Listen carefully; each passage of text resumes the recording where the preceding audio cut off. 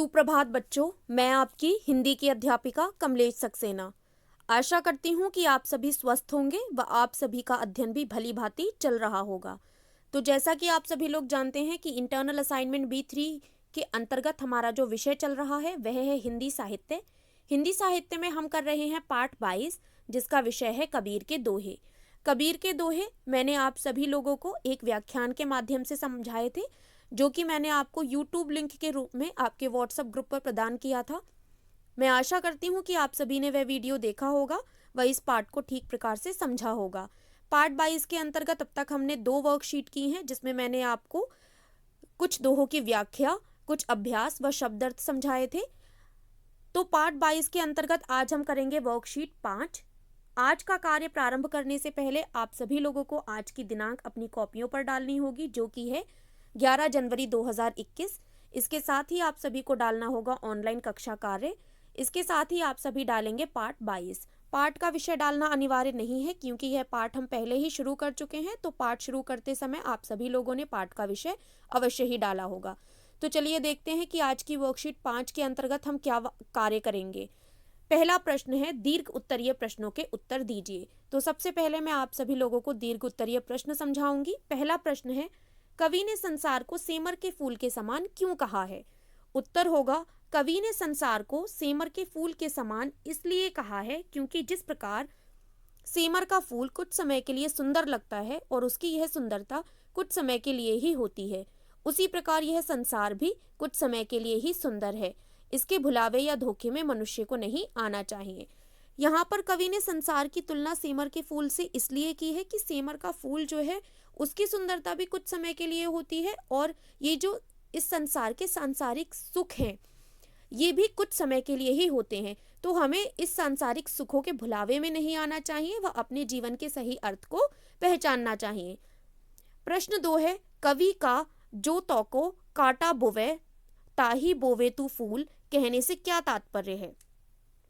उत्तर होगा, जो तौको काटा बोवे ताही बोव तू फूल का तात्पर्य है कि जो तुम्हारे लिए काटा बोता है उसके लिए तुम फूल बो, अर्थात जो तुम्हारे लिए बुरा करता है तुम उसके लिए अच्छा करो, क्योंकि भलाई के बदले भलाई और बुराई के बदले बुराई ही मिलती है।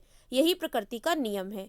जो तौको काटा बोवे ताही बोव तू फूल, यहाँ पर इससे कवि का तात्पर्य है कि जो व्यक्ति तुम्हारे लिए काटा बोता है उसके लिए तुम फूल बो, अर्थात जो तुम्हारे लिए बुरा कर रहा है तुम उस व्यक्ति के लिए अच्छा करो, क्योंकि ये प्रकृति का नियम है कि तुम जैसा करोगे तुम्हें वैसा ही मिलेगा। यदि तुम किसी के लिए अच्छा करते हो तो तुम्हें अच्छा मिलेगा, और यदि तुम किसी के लिए बुरा करते हो तो तुम्हें बुरा मिलेगा। दीर्घ उत्तरीय प्रश्नों में प्रश्न 3, 4 व 5 मैं आपको पहले ही समझा चुकी हूँ कल की वर्कशीट के अंतर्गत, और वह प्रश्नोत्तर आप सभी लोग अपनी कॉपी पर कर भी चुके हैं। यह थे दीर्घ उत्तरीय प्रश्नों में प्रश्न 1 व 2। चलिए देखते हैं कि आज की वर्कशीट के अंतर्गत हमारा अगला कार्य क्या होगा।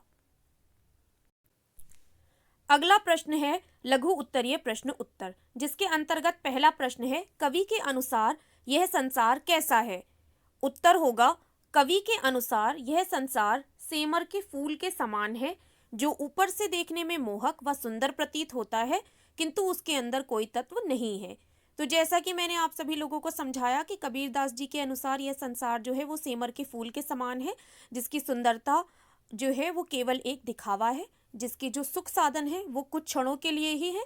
अतः हमें इस जीवन के अर्थ को समझना चाहिए व इस संसार में आने के कारण को पहचानना चाहिए। प्रश्न 2 है, कवि ने किसकी संगति करने को कहा है? उत्तर होगा, कवि ने साधु सज्जन व्यक्ति की संगति करने को कहा है। प्रश्न 3 है, कवि ने किसे सताने को मना किया है? उत्तर होगा, कवि ने दुर्बल अर्थात कमजोर व्यक्ति को सताने के लिए मना किया है।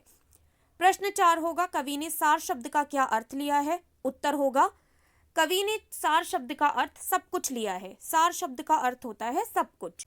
अगला प्रश्न है, निम्नलिखित शब्दों के 3 पर्यायवाची शब्द लिखिए। पर्यायवाची शब्द वे होते हैं जिनका समान अर्थ होता है। तो चलिए देखते हैं। पहला शब्द है संसार, जिसके पर्यायवाची होंगे जग, विश्व, जगत। दूसरा शब्द है कलश, जिसके पर्यायवाची होंगे कुंभ, घट, सागर। तीसरा शब्द है फूल, जिसके पर्यायवाची शब्द होंगे पुष्प, सुमन, कुसुम।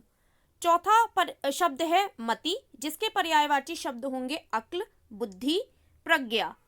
5वां शब्द है सज्जन, जिसके पर्यायवाची शब्द होंगे साधु, सभ्य, शिष्ट।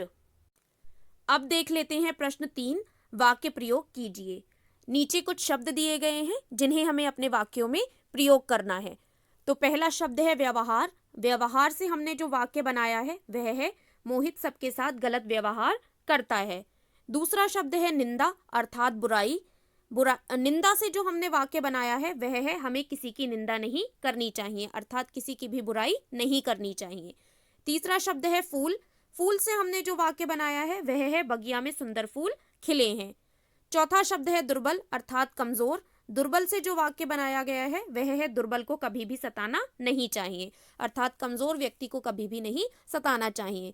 तो आप सभी लोग देख सकते हैं कि प्रत्येक वाक्य में हमने दिए गए शब्द का प्रयोग किया है।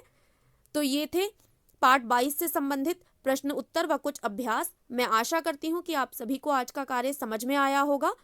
अगर अभी भी आप में से किसी को आज के कार्य से संबंधित किसी भी प्रकार की कोई समस्या है तो आप मुझसे व्हाट्सएप पर भी पूछ सकते हैं। अब मैं मिलूंगी आपसे अगले व्याख्यान में, तब तक के लिए स्वस्थ रहिए व सीखते रहिए। धन्यवाद।